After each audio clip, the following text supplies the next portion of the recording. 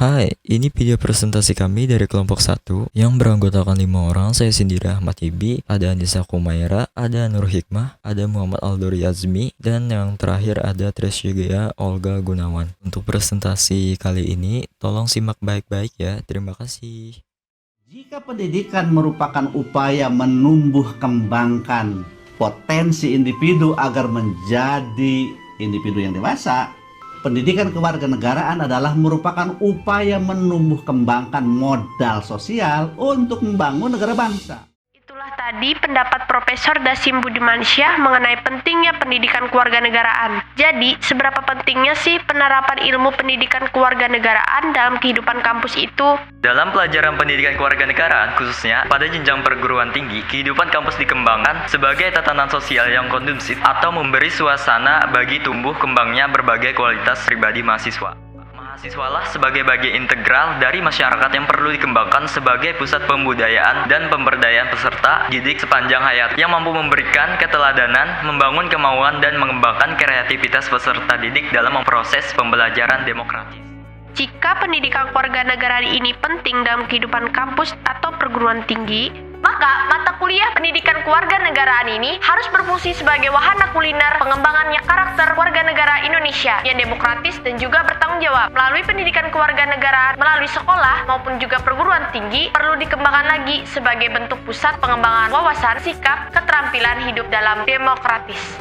Sebelum itu, mari kita mengenal apa itu pendidikan kewarganegaraan. Pendidikan kewarganegaraan adalah partisipasi yang bermutu dan bertanggung jawab dalam kehidupan politik dan masyarakat baik tingkat lokal, negara bagian, dan nasional.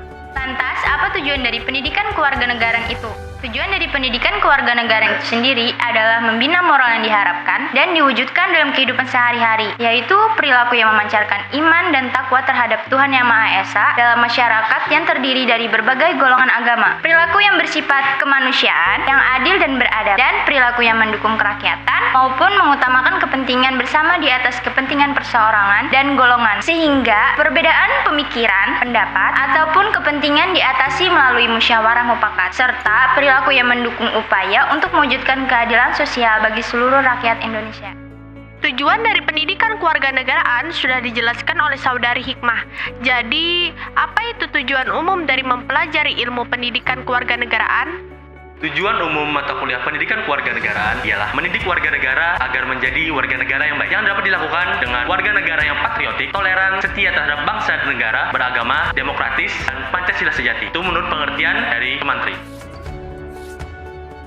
Adapun fungsi dari adanya pendidikan kewarganegaraan itu sendiri ialah yang pertama, dapat membantu generasi muda untuk memperoleh pemahaman cita-cita nasional dan tujuan negara. Kedua, dapat mengambil keputusan-keputusan yang bertanggung jawab dalam menyelesaikan masalah pribadi, masyarakat, dan bernegara. Ketiga, dapat mengapresiasikan cita-cita nasional dan dapat membuat keputusan-keputusan yang cerdas. Keempat, untuk membentuk warga negara yang cerdas, terampil, dan berkarakter yang setia kepada bangsa dan negara Indonesia dengan merefleksikan dirinya dalam kebiasaan berpikir dan bertindak sesuai dengan amanat Pancasila dan Undang-Undang Dasar Negara Kesatuan Republik Indonesia 1945. Selanjutnya, karakter apa saja yang perlu dikembangkan untuk Indonesia? Karakter yang seterusnya dikembangkan oleh bangsa Indonesia hendaknya berupa konsep, nilai-nilai, dan tindakan yang sesuai dengan aturan yang berlaku. Pancasila sebagai dasar negara dan menjadi landasan dalam berbagai jenis aturan yang berlaku. Pancasila dasar negara akan menjadi landasan dalam berbagai jenis aturan ataupun di dalam program pendidikan kewarganegaraan. Maka dari itu, dapat dinyatakan bahwa PPKN merupakan bagian penting dari pendidikan kewarganegaraan dan pendidikan karakter. Kemudian selanjutnya adalah urgensi. Urgensi dari pendidikan kewarganegaraan itu sendiri pada dasarnya adalah bentuk generasi muda atau warga negara yang cerdas atau smart dan baik serta mampu mendukung keberlangsungan bangsa dan juga negara. Jadi, pendidikan kewarganegaraan ini bertujuan untuk membentuk warga negara yang baik dan juga warga negara yang kreatif, warga negara yang bertanggung jawab, warga negara cerdas, dan juga warga negara yang kritis dan negara yang partisipatif. Lalu, apa kandungan arti dari warga negara yang bertanggung jawab? Warga negara yang bertanggung jawab atau bisa disebut dengan civic responsibilities mengandung arti bertanggung jawab terhadap dirinya, terhadap Tuhannya, terhadap manusia lain, terhadap lingkungan alam, serta terhadap masyarakat dan bangsa serta negaranya. Terus, apa arti dari warga negara yang cerdas?